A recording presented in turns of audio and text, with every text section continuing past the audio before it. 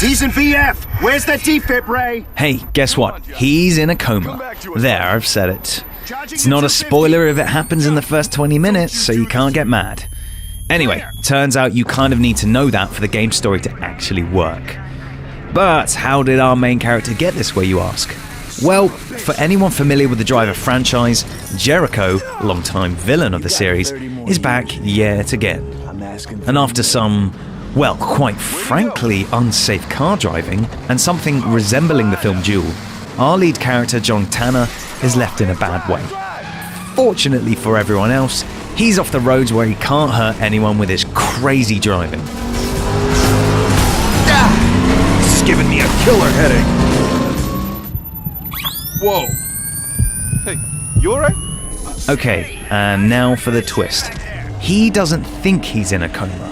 To him, the accident has left him with a new power, the power to move into any vehicle he desires. And this power is called, yeah, quite obviously, shifting. Where the hell? It's fair to say that this shift mechanic feels a little gimmicky at first.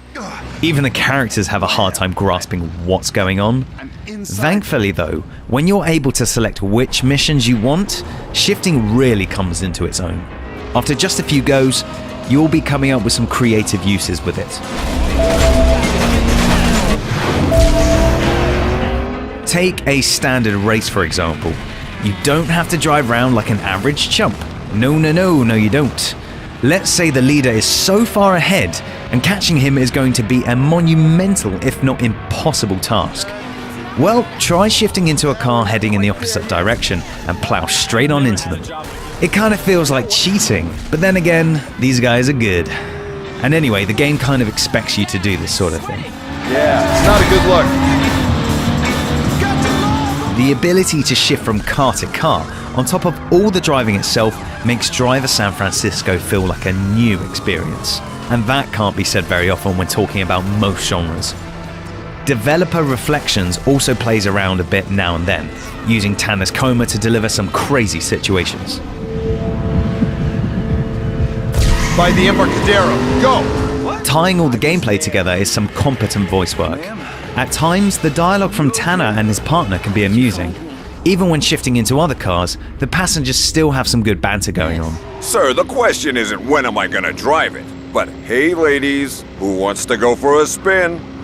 Somehow, Reflections has managed to work these aspects into a clear and cohesive story.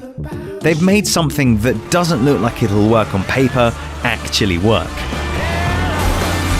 On top of all this, the game offers a solid multiplayer experience. There's a whole host of different options. Up to 8 players on a track, solo games, team games, no shifting, the list really does go on.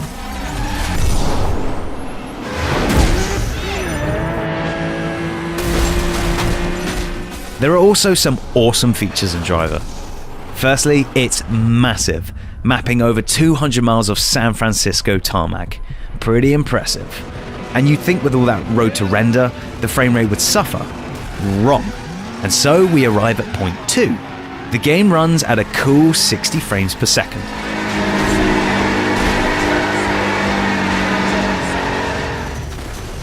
You know, Driver San Francisco could have been a one-trick pony. Fortunately, it's managed to use that trick in a clever and interesting way.